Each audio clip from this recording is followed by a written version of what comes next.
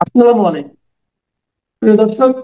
অন্য মঞ্চের আলাপচারিতায় আপনাদের সকলকে আমন্ত্রণ জানাচ্ছি। মাত্র 15 মাসে অধ্যাপক ইউনূসের প্রতি বহির্বিশ্বের মনোভাব পুরোপুরি ঘুরে যেতে শুরু করেছে। ক্ষমতায় এসে বিগত আওয়ামী লীগ সরকারের বিরুদ্ধে মানবাধিকার লঙ্ঘনের অভিযোগ তুলে আন্তর্জাতিক সমর্থন পেতে বড় ধরনের পিআর বা জনসংযোগ ক্যাম্পেইন শুরু করেছিল অধ্যাপক ইউনূসের অন্তর্বর্তী সরকার। পাশে পেয়েছিল ইউনূসের দীর্ঘদিনের বিদেশি মিত্রদের। তবে প্রায় 15 মাসের লেজে গোবরে শাসনে এখন মোহভঙ্গ ঘটছে সেই সব মিত্রদের। অন্যদিকে জোরদার হয়েছে আওয়ামী লীগের আন্তর্জাতিক লবিং, বাড়ছে একতরফা নির্বাচনের বিরুদ্ধে বিশ্ব জনমত। অন্তর্বর্তী সরকারের বিরুদ্ধে ব্যাপক মানবাধিকার লঙ্ঘনের অভিযোগে বিব্রত বিদেশি মিত্ররাও। এমন পরিস্থিতিতে লন্ডনের শীর্ষস্থানীয় ব্যারিস্টারদের একটি সংগঠন ডাউটি স্ট্রিট আন্তর্জাতিক অপরাধ আদালত বা আইসিসিতে অভিযোগ দায়ের করেছে। এর আগে আরও অন্তত 3টি অভিযোগ জমা পড়ে আইসিসিতে। শান্তিতে নোবেল জয়ের বিরুদ্ধে এভাবে একের পর এক মানবতা বিরোধী অপরাধের অভিযোগ দায়ের তৈরি করছে এক গভীর ভাবমূর্তির সংকট। জাতিসংঘ প্রতিবেদনকে চ্যালেঞ্জ করে চিঠি দেওয়া হয়েছে মহাসচিবকে। দেশের পাশাপাশি আন্তর্জাতিক অঙ্গনেও প্রশ্নবিদ্ধ হচ্ছেন ডক্টর ইউনূসের শাসনামল। বিদেশি মিত্ররা আনুষ্ঠানিকভাবে চিঠি পাঠিয়ে উদ্বেগ জানাচ্ছেন। প্রশ্ন একটাই, সব পাওয়ার আশায় সরকার প্রধান হয়ে কি অধ্যাপক ইউনূস সব হারাতে বসেছেন? শাসন ক্ষমতা দীর্ঘস্থায়ী করার বাস্তবতা ক্ষীণ হওয়ার সঙ্গে সঙ্গে দেশের বাইরেও কি তিনি বন্ধুহীন হতে চলেছেন? ভাবমূর্তি উজ্জ্বল করার জন্য যে বিপুল বিনিয়োগ করলেন, শেষ পর্যন্ত তাকে জ্বলে যাচ্ছে।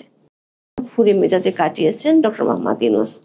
দেশে বিদেশে তার প্রশংসায় মিত্ররা যখন উচ্চকিত ছিলেন, তখন তার প্রেস টিম নিয়মিত জানাতেন তার বিশ্ব জয়ের গল্প। বিশাল বহর নিয়ে বিদেশে সফর ছিল যেন নিত্যদিনের ঘটনা। এই সফরের দৃশ্যমান কোনো প্রভাব দেখা না গেলেও দেশের সংবাদ মাধ্যমে বয়ে যেত কল্পিত সাফল্যের বন্যা। তবে মধু চন্দ্রিমার দিন শেষে অন্তর্বর্তী সরকার বলতে গেলে এখন বিগত যৌবনা। প্রতি মাসে গড়ে একটি করে বিদেশ সফরের অর্জন নিয়ে প্রশ্ন উঠেছে নিয়মিত। অধ্যাপক ইউনূসের পারিষদদের বিলাসিতা, এমনকি বিদেশ সফরের ঘনঘটাও গোপন আর থাকছে না। তবে অধ্যাপক ইউনূসের সামনে সবচেয়ে গুরুতর সংকট হয়ে আসছে ভাবমূর্তির পতন। বিশেষ করে আন্তর্জাতিক অঙ্গনে তাকে নিয়ে উচ্ছ্বাস যেমন অস্তপ্রায়, তেমনি গুরুতর মানবাধিকার লঙ্ঘনের অভিযোগ ঘিরে ধরছে তার সরকারকে। এর মধ্যে অন্তত 4টি অভিযোগ জমা পড়েছে আন্তর্জাতিক অপরাধ আদালতে। সবশেষ লন্ডনের প্রভাবশালী সংস্থা Doughty street chambers 24 October Awami লীগের পক্ষে আইসিসি প্রসিকিউটরদের কাছে একটি অভিযোগ জমা দেয়। এতে বাংলাদেশে 2024 সালের জুলাই থেকে এখন পর্যন্ত রাজনৈতিক সহিংসতাকে মানবতার বিরুদ্ধে অপরাধ উল্লেখ করে আনুষ্ঠানিক তদন্ত শুরুর অনুরোধ জানানো হয়। ডাউটি স্ট্রিট চেম্বার্সের অভিযোগে বলা হয়, বাংলাদেশে 2024 সালের জুলাই থেকে শুরু হওয়া প্রতিশোধমূলক সহিংসতার তদন্ত শুরু করা উচিত। এটি আইসিসির এখতিয়ারের আওতাভুক্ত অপরাধ হিসেবে গণ্য হতে পারে। আওয়ামী লীগের নেতাকর্মী এবং সাবেক সরকারের সঙ্গে সংশ্লিষ্টদের বিরুদ্ধে ব্যাপক অপরাধ সংঘটিত হওয়ার অভিযোগও তোলা হয়েছে। বাংলাদেশের বিচার ব্যবস্থা নিয়ে প্রশ্ন তুলে বলা হয়, এসব অপরাধের অভ্যন্তরীণ তদন্ত বা বিচার হওয়ার সম্ভাবনা নেই, ফলে অপরাধীদের দায়মুক্তির আশঙ্কা রয়েছে। 2024 সালের জুলাই থেকে প্রায় 400 আওয়ামী লীগ নেতাকর্মীকে হত্যার অভিযোগ দেয়া হয় আইসিসিতে। বলা হয়, নিহতদের বেশিরভাগ মব সন্ত্রাসের শিকার। এছাড়া আওয়ামী লীগের সঙ্গে সংশ্লিষ্টতার অভিযোগে বহু মানুষকে গ্রেপ্তার করা হয়েছে। তারা জামিন পাচ্ছেন না অথবা আনুষ্ঠানিক অভিযোগ ছাড়াই কারাগারে আটক আছেন। ডক্টর ইউনূসের সরকারের আমলে রাজনৈতিক কর্মী ছাড়াও অনেক বিচারক, আইনজীবী, সাংবাদিক, এমনকি অভিনেতা ও গায়ক সহ অনেকে গ্রেপ্তার হয়েছেন। অন্তত 25 জন আওয়ামী লীগ নেতাকর্মীর মৃত্যু হয়েছে হেফাজতে। ডাউটি স্ট্রিট চেম্বার্সের অভিযোগে অপারেশন ডেভিল হান্টের কথাও রয়েছে। বলা হয়, অনির্বাচিত অন্তর্বর্তী সরকার ফ্যাসিবাদ দমনের নামে এই অভিযান শুরু করে। পুলিশ ও সেনাবাহিনীর এই যৌথ অভিযানে 12 দিনে প্রায় 18,000 ব্যক্তিকে গ্রেপ্তার করা হয়। এছাড়া অন্তর্বর্তী সরকার 2024 সালের 14 অক্টোবর একটি দায়মুক্তি আদেশ জারি করে। এর আওতায় স্বরাষ্ট্র মন্ত্রণালয় জানায়, 15 জুলাই থেকে 8 আগস্ট পর্যন্ত আওয়ামী লীগ বিরোধী আন্দোলনে জড়িতদের কর্মকাণ্ডের জন্য কোনো মামলা, গ্রেপ্তার বা হয়রানি করা যাবে না। অভিযোগে বলা হয়, এ ধরনের একতরফা দায়মুক্তি কেবল অন্যায়ের দণ্ডমুক্তি নয়, বরং তা রাষ্ট্রের নীরব সমর্থনের ইঙ্গিত বহন করে। বাংলাদেশে এ বিষয়ে তদন্ত বা বিচার হওয়ার সম্ভাবনা না থাকায় আন্তর্জাতিক অপরাধ আদালতের প্রসিকিউটরকে উদ্যোগ নেওয়ার আহ্বান জানায় ডাউটি স্টেট চেম্বার্স। দর্শক, ডাউটি স্টেট চেম্বার্স লন্ডনের শীর্ষস্থানীয় ব্যারিস্টারদের একটি প্রভাবশালী সংগঠন। এটি মানবাধিকার, নাগরিক স্বাধীনতা এবং জনগণের আইনি অধিকার প্রতিষ্ঠায় কাজ করে থাকে। সংগঠনের জড়িত ব্যারিস্টাররা প্রশাসনিক আইন, অভিবাসন, ফৌজদারি আইন এবং আন্তর্জাতিক আইন সহ বিভিন্ন বিষয়ে কাজ করছেন। ব্রিটিশ আইনজীবী স্টিফেন পালসকেসি আইসিসিতে অভিযোগটি জমা দেন। আইসিসি অভিযোগ আমলে নিলে তদন্ত শুরু করে গুরুতর সংকটের মুখে পড়তে পারেন অধ্যাপক ইউনূস সহ অন্তর্বর্তী সরকারের সদস্যরা। সেই সঙ্গে আইন শৃঙ্খলা বাহিনীর কর্মকর্তাদের জন্য ঝুঁকির আশঙ্কা রয়েছে। মানবতার বিরুদ্ধে অপরাধে কেউ দোষী প্রমাণ হলে আইসিসির আন্তর্জাতিক গ্রেপ্তারি পরোয়ানা জারির ক্ষমতা রয়েছে। আদালত আজীবন কারাদণ্ড পর্যন্ত দিতে পারে। এছাড়া কেউ দোষী সাব্যস্ত হলে সম্পত্তি জব্দ, ভ্রমণে নিষেধাজ্ঞা ও আন্তর্জাতিকভাবে রাজনৈতিক নিষেধাজ্ঞা দেওয়ার নজির রয়েছে। ডাউটি স্টেট চেম্বার্সের অভিযোগ সহ আইসিসিতে অন্তর্বর্তী সরকারের বিরুদ্ধে এখন পর্যন্ত মোট 4টি অভিযোগ দেওয়ার তথ্য আমরা পেয়েছি। এর মধ্যে প্রথমটি জমা পড়ে গত বছরের 8 নভেম্বর। সিলেটের সাবেক মেয়র আনোয়ারুজ্জামান চৌধুরী প্রধান উপদেষ্টা সহ মোট 62 জনের বিরুদ্ধে অভিযোগ দায়ের করেন। সেখানে 2024 সালের 5 থেকে 8 আগস্ট পর্যন্ত আওয়ামী লীগ নেতাকর্মী, ধর্মীয় সংখ্যালঘু এবং পুলিশ হত্যার অভিযোগ দেওয়া হয়। যুক্তরাষ্ট্রের প্রবাসী বাংলাদেশিদের পক্ষ থেকে আরেকটি অভিযোগ দেওয়া হয় গত 21 এপ্রিল। লুমেন কমিউনিটেটিস ইনকর্পোরেশনের প্রতিষ্ঠাতা মাহমুদুল হাসানেতে নেতৃত্ব দেন। আবেদনে 2024 সালের জুলাই থেকে গত এপ্রিল পর্যন্ত সংঘটিত মানবাধিকার লঙ্ঘনের বিভিন্ন অভিযোগ তুলে ধরা হয়।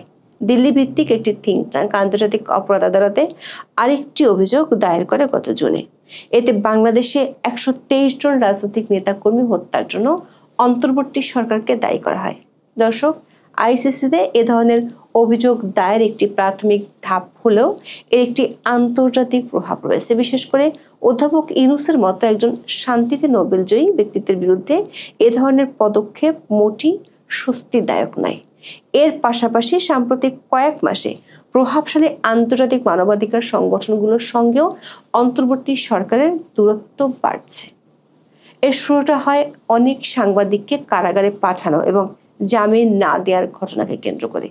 গত বছরের শেষ দিক থেকেই আটক সাংবাদিকদের মুক্তির দাবি করে আন্তর্জাতিক বিভিন্ন সংগঠনের বিবৃতি আসতে শুরু করে। এমনকি অধ্যাপক ইউনূসের অত্যন্ত ঘনিষ্ঠ বিদেশি মিত্ররাও বিষয়টি নিয়ে অনেক দিন ধরে সোচ্চার। জাতিসংঘ মানবাধিকার কাউন্সিল 7 মার্চ ডক্টর ইউনূসকে চিঠি দিয়ে সাংবাদিক ফারজানা রূপা এবং শাকিল আহমেদকে জামিন না দিয়ে কারাগারে আটক রাখার ঘটনায় গভীর উদ্বেগ জানায়। এই চিঠিতে সই করা 3 ঊর্ধ্বতন কর্মকর্তার একজন ছিলেন আরিন খান। তিনি একসময় অ্যামনেস্টি ইন্টারন্যাশনালের প্রধানও ছিলেন।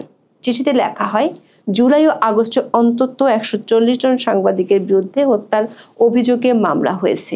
এই ঘটনায় আমরা গভীর উদ্বেগ প্রকাশ করছি। এর মধ্যে 28 জন সাংবাদিকের বিরুদ্ধে মানবতা বিরোধী অপরাধের অভিযোগ আনা হয়েছে এবং অনেক সাংবাদিক কারাগারে আটক আছেন।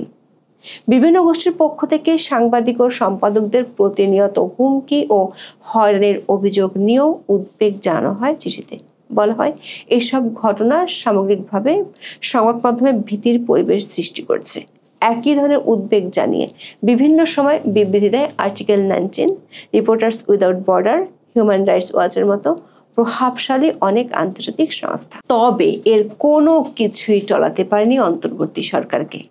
আর এর জের ধরে ভাবমূর্তির ব্যাপক সংকট তৈরি হয়েছে অধ্যাপক ইউনূসের জন্য। দর্শক, গত কয়েক মাসে আওয়ামী লীগের পক্ষ থেকে আন্তর্জাতিক পর্যায়ে লবিং জোরদার হতে দেখা যাচ্ছে। এটিও সংকট তৈরি করছে অন্তর্বর্তী সরকার এবং তাদের মিত্রদের জন্য। সম্প্রতি ডক্টর ইউনূসের ঘনিষ্ঠ মিত্র ফলকার তুর্কের বিরুদ্ধে গুরুতর পাল্টা অভিযোগ তুলে জাতিসংঘ মহাসচিবকে চিঠি দেন সাবেক পররাষ্ট্রমন্ত্রী একে আব্দুল মোমেন। এতে তিনি জাতিসংঘ মানবাধিকার হাই কমিশনের প্রতিবেদনের পক্ষপাতের অভিযোগ তোলেন। ওই প্রতিবেদনের তথ্য নিয়ে একটি স্বাধীন ও স্বচ্ছ অনুসন্ধানের উদ্যোগ নেওয়ার আহ্বানও জানানো হয়েছে। চিঠিতে দাবি করা হয়, ফলকার তুর্কের প্রতিবেদনটি জাতিসংঘের বিশ্বাসযোগ্যতাকে ক্ষুণ্ণ করছে, পাশাপাশি একটি অনির্বাচিত শাসনকে উৎসাহিত করে বাংলাদেশে রাজনৈতিক অস্থিরতা বাড়ানোর সুযোগ তৈরি করা হয়েছে। এই প্রতিবেদনের ভিত্তিতে আন্তর্জাতিক অপরাধ ট্রাইব্যুনাল 25 জন জ্যেষ্ঠ সামরিক কর্মকর্তাকে গ্রেপ্তারের পরোয়ানা জারি করে। অথচ অভিযুক্ত কর্মকর্তাদের অনেকেই জাতিসংঘ শান্তিরক্ষা মিশনে অত্যন্ত দক্ষতার সঙ্গে কাজ করেছেন।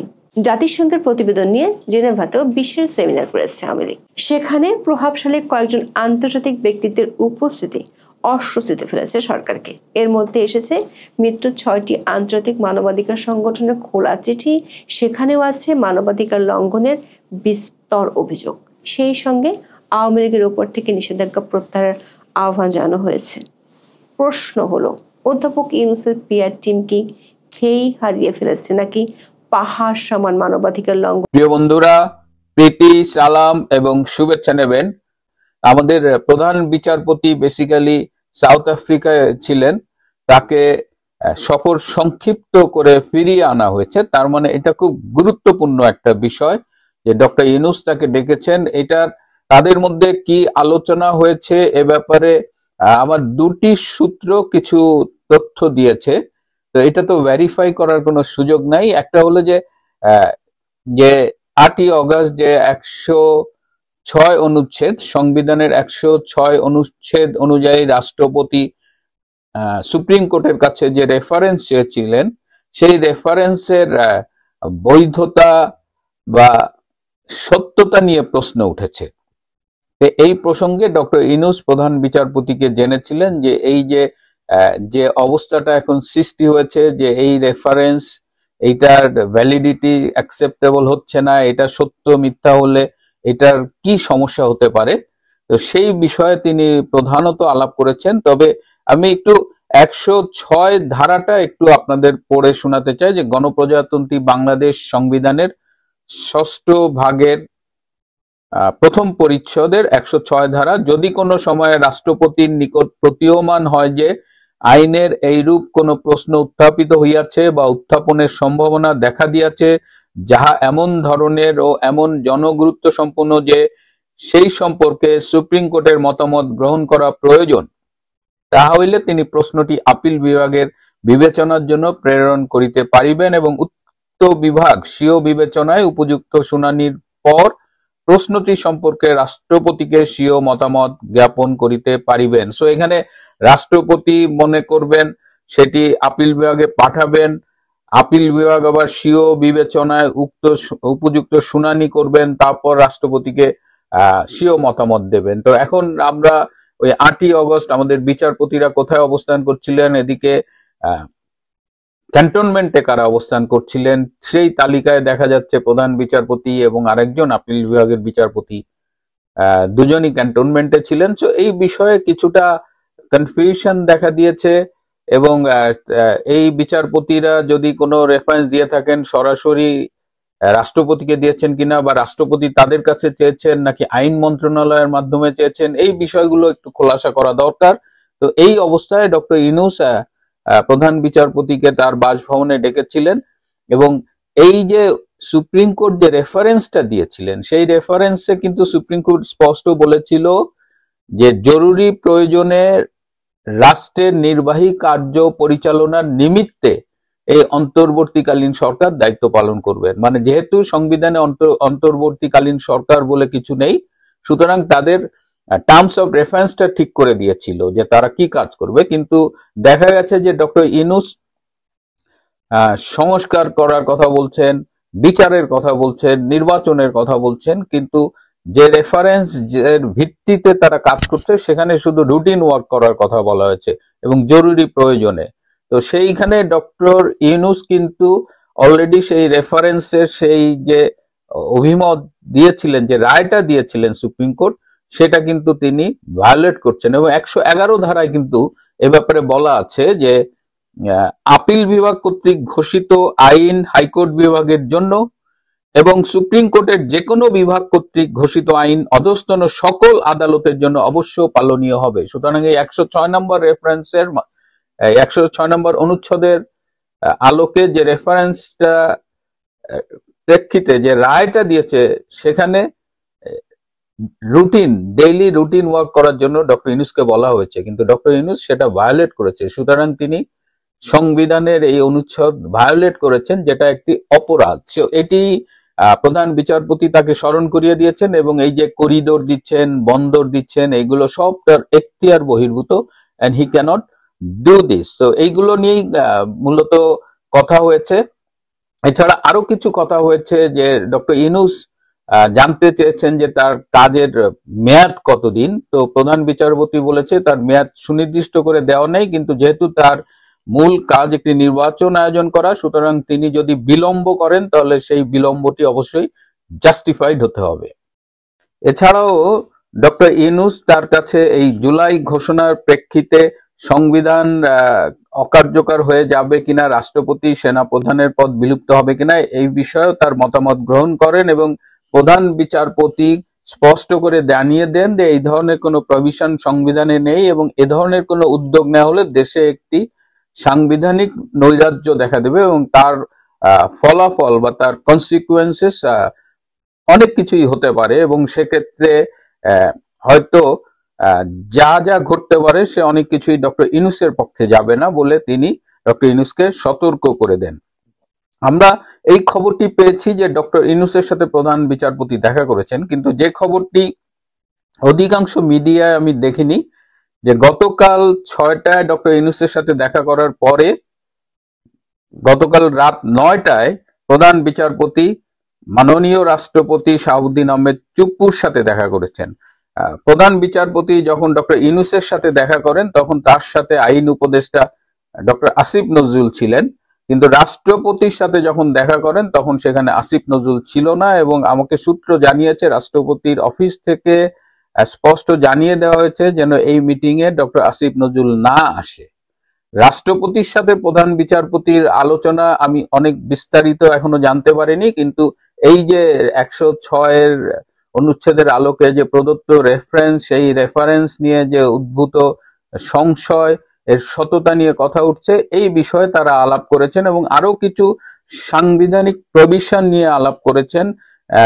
ডক্টর ইউনূস কিন্তু জানতে চেয়েছিলেন যে তিনি যদি চলে যান তাহলে কি হবে, তিনি যদি হঠাৎ করে চলে যান। তো প্রধান বিচারপতি বলেছেন যে if you wants to go or leave he can, সেক্ষেত্রে তারা একটা পথ খুঁজে বের করতে পারবে সংবিধানের আলোকে, সুতরাং তার চলে যাওয়ার ব্যাপারে কোনো বাধা নেই। কিন্তু রাষ্ট্রপতির সাথে তার আলোচনা বেসিক্যালি ওই 106 রেফারেন্স 8ই অগস্ট ওইটার ঘটনা, এবং ওইখানে রাষ্ট্রপতি যে স্টেপগুলো নিয়েছিল ওইগুলো কি লিগাল ছিল কিনা, লিগাল স্টেপস ফলো করা হয়েছিল কিনা, এবং এখন যদি কোনো কারণে প্রমাণিত হয় যে ওইগুলো লিগাল স্টেপস গুলো ঠিকমতো ফলো করা হয়নি, বা ওইটা লিগাল জাস্টিফিকেশন, এথিক্যাল জাস্টিফিকেশন, এসব নিয়ে প্রশ্ন করা হয়, এবং তাতে যদি দেখা যায় যে এই রেফারেন্সের আলোকে প্রদত্ত রায় এর প্রক্রিয়াগত জটিলতা আছে, সেই ক্ষেত্রে কি হবে, সেই ক্ষেত্রে রাষ্ট্রপতির ভূমিকা কি হবে, এবং বর্তমান দেশে যে নৈরাজ্য চলছে সেই নৈরাজ্যে কি হতে পারে, জুলাইয়ের সাংবিধানিক মানে বিপ্লবী সরকার ঘোষণা, জুলাই ঘোষণা বলে যে সাংবিধানিক একটা সংকটের আওয়াজ তোলা হচ্ছে, সেক্ষেত্রে কি ভূমিকা রাখতে পারে, এই সব নিয়ে বিস্তারিত আলাপ করা হয়। প্রিয় বন্ধুরা, এইগুলো আমার দুটো সূত্র থেকে পাওয়া, আমি ভেরিফাই করতে পারিনি কারণ ভেরিফাই করার সুযোগ নেই, কিন্তু আমার কাছে মনে হচ্ছে যথেষ্ট। মাত্র 15 মাসে অধ্যাপক ইউনূসের প্রতি বহির্বিশ্বের মনোভাব পুরোপুরি ঘুরে যেতে শুরু করেছে। ক্ষমতায় এসে বিগত আওয়ামী লীগ সরকারের বিরুদ্ধে মানবাধিকার লঙ্ঘনের অভিযোগ তুলে আন্তর্জাতিক সমর্থন পেতে বড় ধরনের পিআর বা জনসংযোগ ক্যাম্পেইন শুরু করেছিল অধ্যাপক ইউনূসের অন্তর্বর্তী সরকার।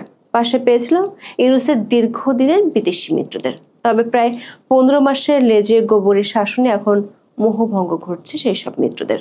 অন্যদিকে জোরদার হয়েছে আওয়ামী লীগের আন্তর্জাতিক লবিং, বাড়ছে একতরফা নির্বাচনের বিরুদ্ধে বিশ্ব জনমত। অন্তর্বর্তী সরকারের বিরুদ্ধে ব্যাপক মানবাধিকার লঙ্ঘনের অভিযোগে বিব্রত বিদেশি মিত্ররাও। এমন পরিস্থিতিতে লন্ডনের শীর্ষস্থানীয় ব্যারিস্টারদের একটি সংগঠন ডাউটি স্ট্রিট আন্তর্জাতিক অপরাধ আদালত বা আইসিসিতে অভিযোগ দায়ের করেছে। এর আগে আরও অন্তত 3টি অভিযোগ জমা পড়ে আইসিসিতে।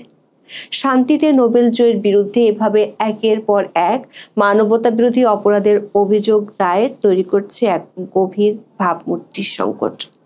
জাতিসংঘ প্রতিবেদনকে চ্যালেঞ্জ করে চিঠি দেওয়া হয়েছে মহাসচিবকে।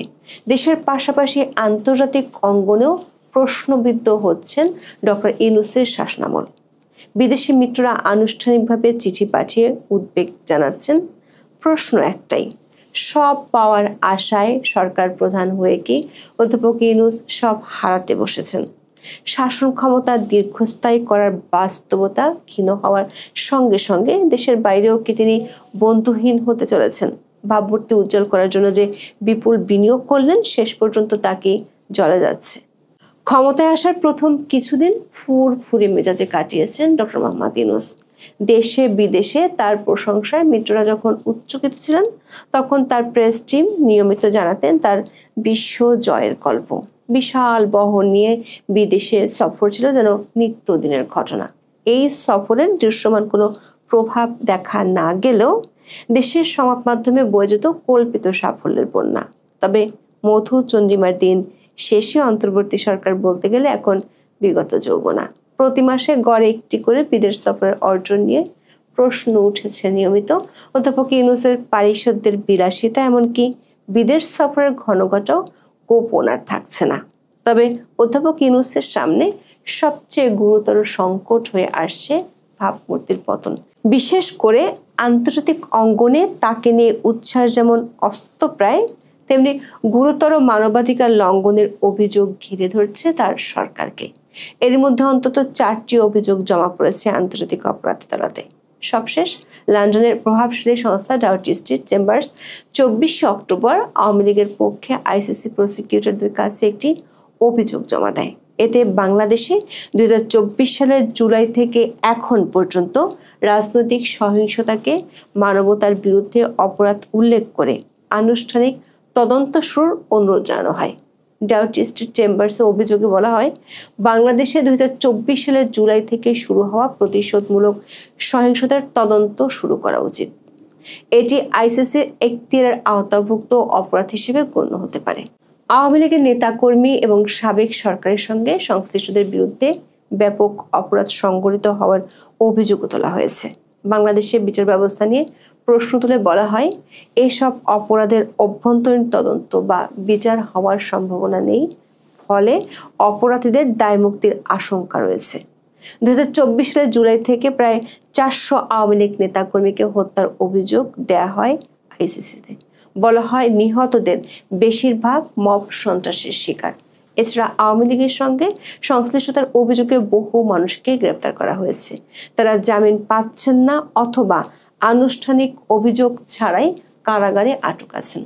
ডক্টর ইউনূসের সরকারের আমলে রাজনৈতিক কর্মী ছাড়াও অনেক বিচারক, আইনজীবী, সাংবাদিক, এমনকি অভিনেতা ও গায়ক সহ অনেকে গ্রেপ্তার হয়েছেন। অন্তত 25 জন আওয়ামী লীগ নেতাকর্মীর মৃত্যু হয়েছে হেফাজতে। ডাউটি স্ট্রিট চেম্বার্সের অভিযোগে অপারেশন ডেভিল হান্টের কথাও রয়েছে। বলা হয়, অনির্বাচিত অন্তর্বর্তী সরকার ফ্যাসিবাদ দমনের নামে এই অভিযান শুরু করে। পুলিশ ও সেনাবাহিনীর এই যৌথ অভিযানে 12 দিনে প্রায় 18,000 ব্যক্তিকে গ্রেপ্তার করা হয়। এছাড়া অন্তর্বর্তী সরকার 2024 সালের 14 অক্টোবর একটি দায়মুক্তি আদেশ জারি করে। এর আওতায় স্বরাষ্ট্র মন্ত্রণালয় জানায়, 15 জুলাই থেকে 8 আগস্ট পর্যন্ত আওয়ামী লীগ বিরোধী আন্দোলনে জড়িতদের কর্মকাণ্ডের জন্য কোনো মামলা, গ্রেপ্তার বা হয়রানি করা যাবে না। অভিযোগে বলা হয়, এ ধরনের একতরফা দায়মুক্তি কেবল অন্যায়ের দণ্ডমুক্তি নয়, বরং তা রাষ্ট্রের নীরব সমর্থনের ইঙ্গিত বহন করে। বাংলাদেশে এ বিষয়ে তদন্ত বা বিচার হওয়ার সম্ভাবনা না থাকায় আন্তর্জাতিক অপরাধ আদালতের প্রসিকিউটরকে উদ্যোগ নেওয়ার আহ্বান জানায় ডাউটি স্ট্রিট চেম্বার্স। দর্শক, ডাউটি স্ট্রিট চেম্বার্স লন্ডনের শীর্ষস্থানীয় ব্যারিস্টারদের একটি প্রভাবশালী সংগঠন। এটি মানবাধিকার, নাগরিক স্বাধীনতা এবং জনগণের আইনি অধিকার প্রতিষ্ঠায় কাজ করে থাকে। সংগঠনে জড়িত ব্যারিস্টাররা প্রশাসনিক আইন, অভিবাসন, ফৌজদারি আইন এবং আন্তর্জাতিক আইন সহ বিভিন্ন বিষয়ে কাজ করছেন। ব্রিটিশ আইনজীবী স্টিফেন পালস কেসি আইসিসিতে অভিযোগটি জমা দেন। আইসিসি অভিযোগ আমলে নিলে তদন্ত শুরু করে গুরুতর সংকটের মুখে পড়তে পারেন অধ্যাপক ইউনূস সহ অন্তর্বর্তী সরকারের সদস্যরা। সেই সঙ্গে আইন শৃঙ্খলা বাহিনীর কর্মকর্তাদের জন্য ঝুঁকির আশঙ্কা রয়েছে।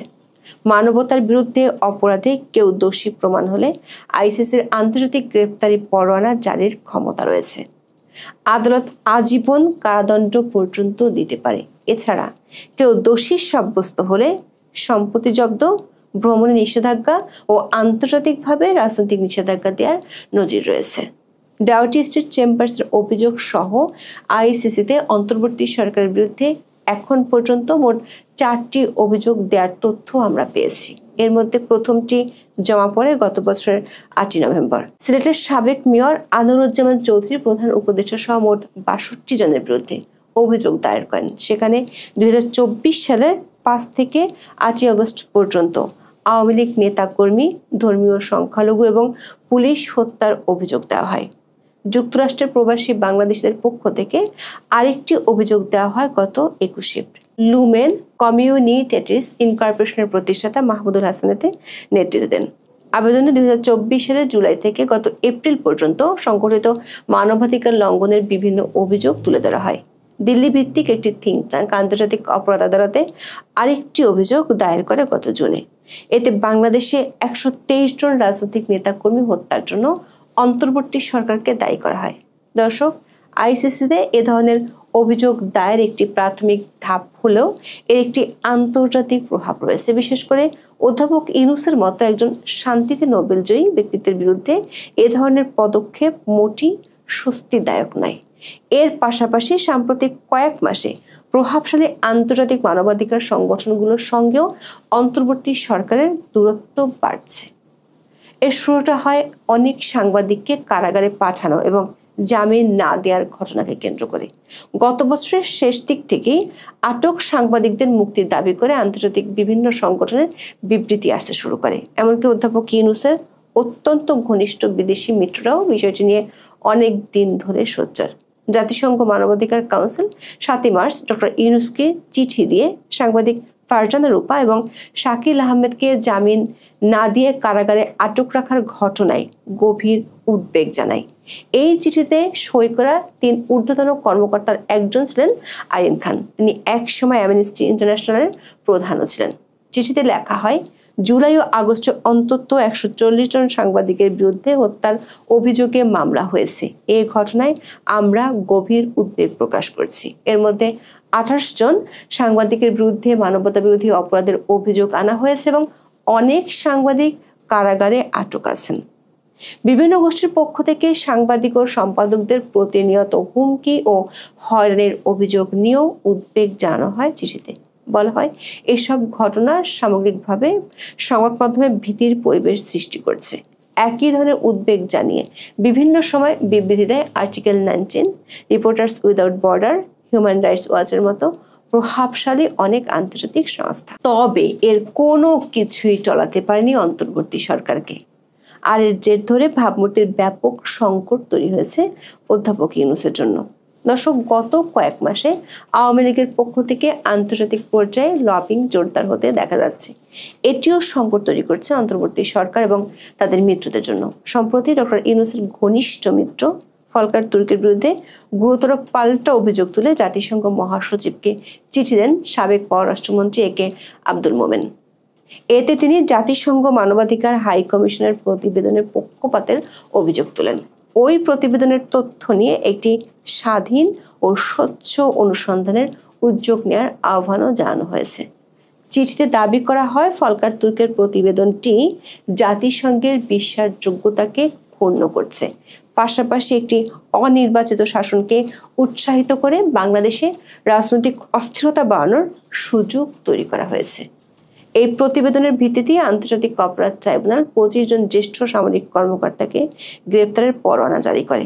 অথচ অভিযুক্ত কর্মকর্তাদের অনেকেই জাতিসংঘ শান্তিরক্ষা মিশনে অত্যন্ত দক্ষতার সঙ্গে কাজ করেছেন।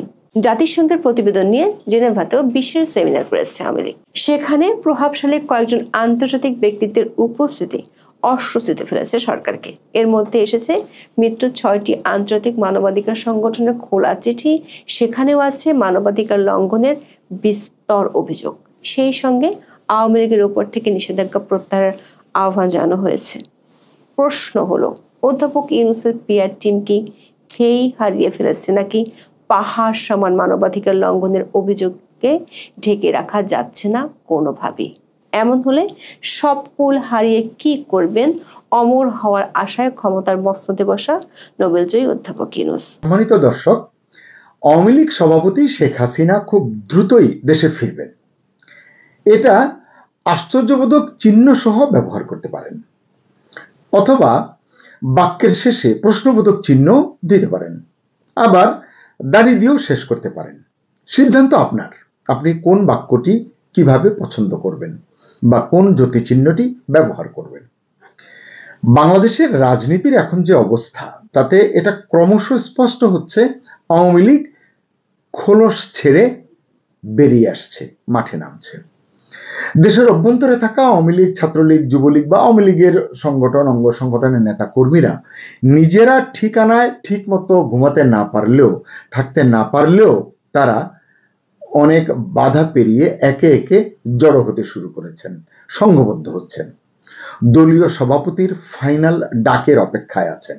এগুলো আমার কথা নয়, আওয়ামী লীগের বিভিন্ন সূত্র থেকে এসব কথা জেনেছি।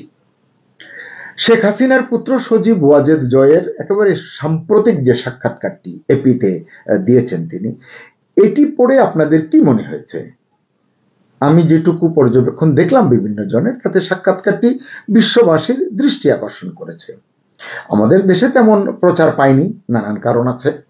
বিশ্ব মিডিয়ায় কিন্তু এটি ব্যাপক গুরুত্ব পেয়েছে।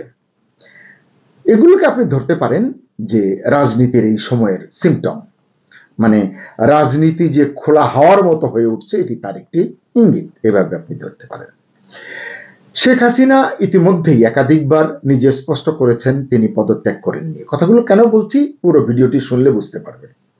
তিনি বলছেন সাংবিধানিকভাবে তিনি এখনো গণপ্রজাতন্ত্রী বাংলাদেশ সরকারের প্রধানমন্ত্রী।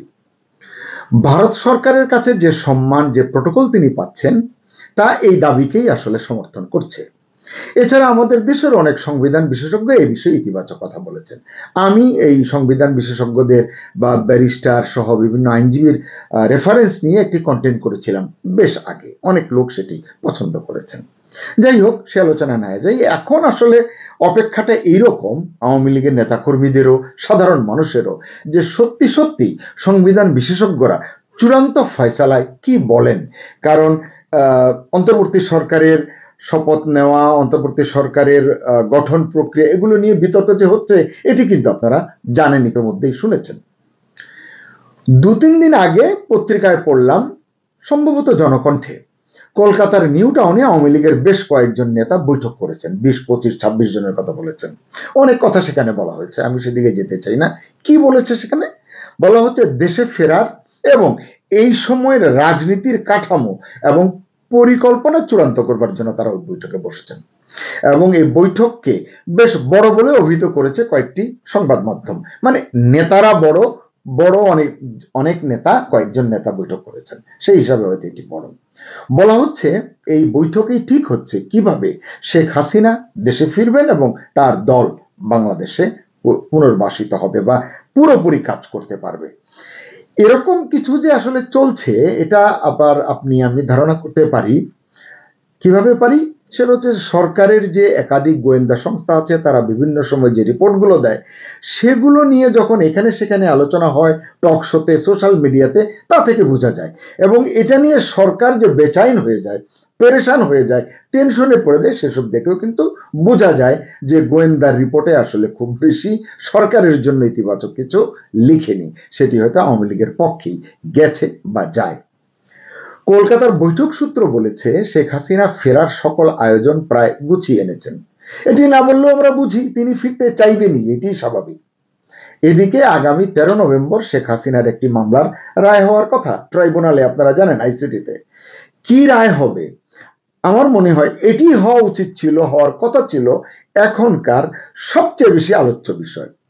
কিন্তু কেন যেন মনে হয় যে রাষ্ট্রনিযুক্ত যে আইনজীবী শেখ হাসিনার পক্ষের বা এই মামলার আসামিদের পক্ষের যে আইনজীবী, তার ফাঁস হওয়া একটি ভিডিও ক্লিপ আসলে সবকিছুতে পানি ঢেলে দিয়েছে। সবাই এখন কথা বলছেন এই বিচারের মানদণ্ড নিয়ে। এটি কিন্তু বড় প্রশ্নবোধক চিহ্ন হয়ে উঠেছে এবং প্রায় সকলেই বলছেন ধর্মের কল নাকি বাতাসে নড়তে শুরু করেছে। যাক, এ নিয়ে আর বেশি আলোচনা না করি।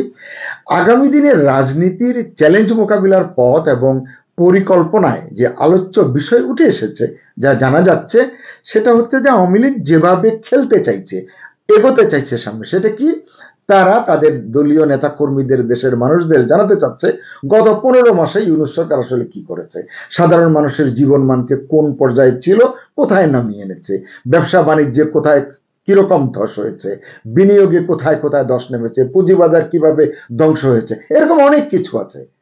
এগুলো নিয়ে আসলে আওয়ামী লীগ এখন সোচ্চার হতে চাইছে রাজনীতির মাঠে। মানে বলতে পারেন এটি আসলে এখনকার আওয়ামী লীগের রাজনীতির, আগামী দিনের রাজনীতির ফোকাল পয়েন্ট হতে চলেছে বা হয়েছে। পক্ষান্তরে আওয়ামী লীগ সগৌরবে তুলে ধরতে চায় তাদের শাসনকালে 15.5 বছরের গৌরবগুলো, সাফল্যগুলোর কথা। মানে আওয়ামী লীগ দেশের জন্য কি করেছে, দেশের মানুষের জন্য কি করেছে, অনেক বলবার আছে। তারা যে তথ্য আমি পেয়েছি, বিস্তারিত যাচ্ছি না, শুধু আপনারা ক্যাচওয়ার্ড গুলো শুনে রাখুন। এখানে একটি মজার যোগসূত্র আমি খুঁজে পেয়েছি, সেটি হচ্ছে যে এই যে তারা তাদের ফোকাল পয়েন্ট, তারা তাদের সাফল্যের কথাগুলো বলবেন, দেশের অনেক মানুষই এখন নিজে থেকে এই তুলনাটা করছে। সোশ্যাল মিডিয়ায় আপনি চোখ রাখুন, কান পাতুন, বুঝতে পারবেন। এবং তাদের বক্তব্য থেকে এটি বোঝা যাবে যে আওয়ামী লীগ যা বলতে চায় বা বলতে চাচ্ছে, জনগণই আসলে এখন সে কথাগুলো বলতে শুরু করেছে। এছাড়া ভূ রাজনীতি একটি গুরুত্বপূর্ণ অনুষঙ্গ। মানে গত বছরের পট পরিবর্তনের পর কিছুটা ধরেন ভূ রাজনৈতিক শক্তিগুলোর সঙ্গেও হয়তো একটা গ্যাপ হতেও পারে। তো আওয়ামী লীগ এখন সেই গ্যাপটুকু যদি হয়ে থাকে, সেটিকে দ্রুত মেরামত করবার চেষ্টা করছে বা মেরামত করছে। এবং যদি কোনো ভুল বুঝাবুঝি হয়ে থাকে, ওই সৃষ্ট ভুল বুঝাবুঝির অবসান তারা করতে চাইছে বলে আওয়ামী লীগের একজন শীর্ষ নেতা আমাকে জানিয়েছেন, শীর্ষ পর্যায়ের নেতা। এছাড়া আপনারা দেখুন যে জাতিসংঘের ফ্যাক্ট ফাইন্ডিং রিপোর্ট, যেটি নিয়ে তোলপাড়, মিডিয়ায় তোলপাড়, জনমনে তোলপাড়, আমরাও হতবাক হয়েছি, 1400 মানুষ মেরেছে, স্নাইপার রাইফেল ইউজ করেছে, এটা করেছে, ইত্যাদি ইত্যাদি অনেক কিছু। 7.62 মিটার যে আপনার যে গুলির কথা বলা হয়েছে, সবকিছু মিলিয়ে দ্বিধা দ্বন্দ্ব কিন্তু মানুষের মনে ছিল। এবং ওইটাতে যেসব তথ্য এসেছিল, যেগুলো আওয়ামী লীগ সরকারকে কোণঠাসা করে দেওয়ার মতো অবস্থায় গিয়েছিল, বিলম্বে হলেও আওয়ামী লীগ সরকারের সাবেক পররাষ্ট্রমন্ত্রী একে আব্দুল মোমেন একটি চিঠি লিখেছেন, একেবারে পয়েন্ট ওয়াইজ চিঠি লিখেছেন জাতিসংঘ মহাসচিবকে, এবং তিনি রীতিমতো যৌক্তিক বেশ কিছু প্রশ্ন করেছেন।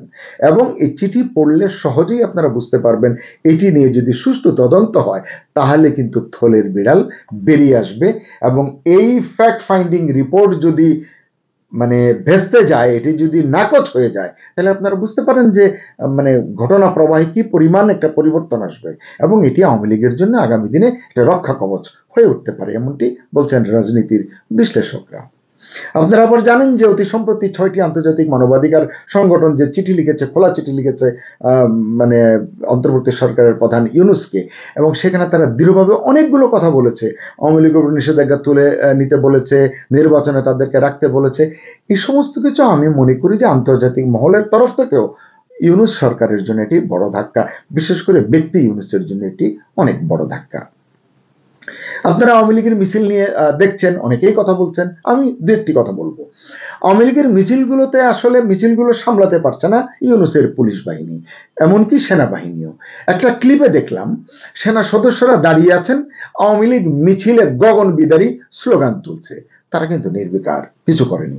রাজনৈতিক বিশ্লেষকরা বলছেন এটা কেবল শুরুয়াত, অনেক কিছুই নাকি সামনের দিনগুলোতে ঘটতে চলেছে। শেখ হাসিনার সাম্প্রতিক বক্তব্য, নির্দেশনা, এগুলো যদি ভালোভাবে খেয়াল করেন তাহলে বুঝতে পারবেন আট ঘাট বেঁধেই তিনি খেলতে নেমেছেন, এটি আপনার মনে হবে। তিনি দিল্লি থেকে এক একটি বয়ান দেন, আর এখানে বাংলাদেশে সরকার দুলে ওঠে, তখ্তে তাউস কেঁপে ওঠে। এটাই আমরা দেখছি। আমি এখানে একটি গুরুত্বপূর্ণ পয়েন্ট আপনাদের সঙ্গে শেয়ার করতে চাই। সরকার প্রধানের দায়িত্ব পালনকালে যে 15.5 বছর দায়িত্ব পালন করেছেন শেখ হাসিনা তার দলের পেছনে তার শরিক দলের নেতাদের সঙ্গে সময় দিতে পারতেন না, নিজের দলের নেতা কর্মীদের সঙ্গে আসলে তিনি পুরোপুরি সম্পৃক্ত